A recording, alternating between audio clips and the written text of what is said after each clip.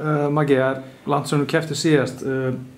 Hvað ert búinn að gera svona síðan þú kepptir síðast og hvar hefur helst verið að bæta þig? Síðan ég keppti síðast, ég tók smá tíma bara off og var að vinna bara í sjálfum mér. Ég var komin á mjög svona skrítið eða svona öðruvísi stað, ég var mjög svona hættur að vera með eitthvað áhyggjur fyrir fight og var svolítið cocky. En eftir það, eftir að ég bara eftir þann fight þá varist ég nokkrum mánuðum seinna í boxinu og segir að þann bardaði örugglega og ég bara búinn að vera svolítið að fókusera á bara allt síðan og bárið bara miklu betri fighter núna og finnst mér og bara síðast ári, ég hef ekkert lagt á æfingum þótt að ég hef ekki verið að keppa mikið síðast ári. Og hvað þú fórst einhver aðgerð eftir þinn síðasta bardag, getur þú sagt svona frá því og hvað? Já, ég sem sagt í síðasta fight á kynbeinsbrotnaði og ég finn fyrir ég sem sagt að keyra inn í svona kæruleg stoppulegg og hann með rosaleg hné og svolítið háa mig að mér og nær að lauma einu alveg í byrjun annara lótu sem sagt beint bara í kinnbeini á mér og ég brotna sem stiða.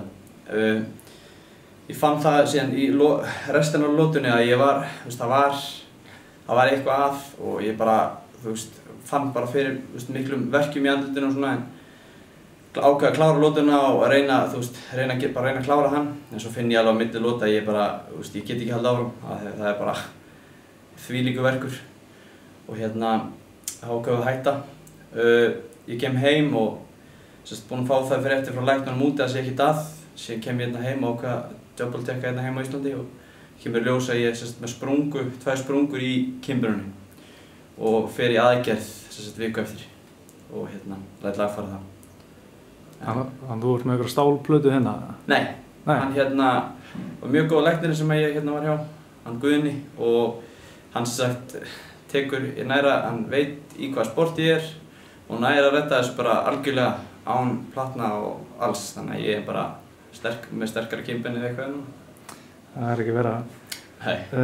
Þú ert að fara að keppa á EM núna og bróðirinn vann EM síðast. Þú ert að fara að feta svona í fótspor hans. Er hann búinn að gefa eitthvað svona sérstök ráð fyrir mótið? Já, hann segir þetta í fyrra og við höfum verið að gefa hvor öðrum svolítið mikið ráð bara í gegnum fyrirlin okkar og það er yndislegt að hafa Evrópumeistarann 2015 til þess að undirbúa Evrópumeistarann 2016 og hann er bara búinn að hjálpa mér í öllu og næstu 6 vikur verður það bara keyrsla og við erum strax byrjaðir alveg að grænda hvern annan og hann er alveg bara gefur ekkert eftir og lætur mig alveg finna fyrir því þannig að það er ekki að segja, það er bara þvílíkur heiður að hafa Evrópumeistarann til þess að grænda sig fyrir sama mót og hann vann í fyrra. Hann veit hvað þarf til þannig að já, ég treysti honum alveg fullkomlega fyrir þessu. Hvernig heldur að verða að keppa mögulega nokkra bardaga á örfáum dögum? Ég veit að þetta verður erfitt en það er líka það sem við erum að undirbúa okkur fyrir núna. Ég er að undirbúa mig fyrir alveg bara nokkra bardaga stríð en þetta verður bara grændi. Það er bara síðan eru jólin eftir á og mann er að slaka á í nokkra mánuði eftir á þannig þetta verður erfitt en þetta verður þessi virði. Heldur þú muni berjast eitthvað öðruvísi vitandi og gæti barist nokkra dögum eða myndi bara fara inn og taka einn bardag einu eða? Já, það er algjörlega lykillinn. Það er bara held ég að sigri hvort sem að sé, eins og segið, einn sigur fyrir sig eða fyrir móti að ég tek bara einn bardag einu, ég er ekkert að fara að breyta neinu. Það er bara, þá verð ég bara alveg off og ég ætla bara að gera mitt í hverju minnsta bardag. Nú eru þið 2 liðsfélagar í sama flokknum, þú og Biggi, Birgir Örn. Hvernig heldur að væri ef þið myndu mætast kannski, á mótinu?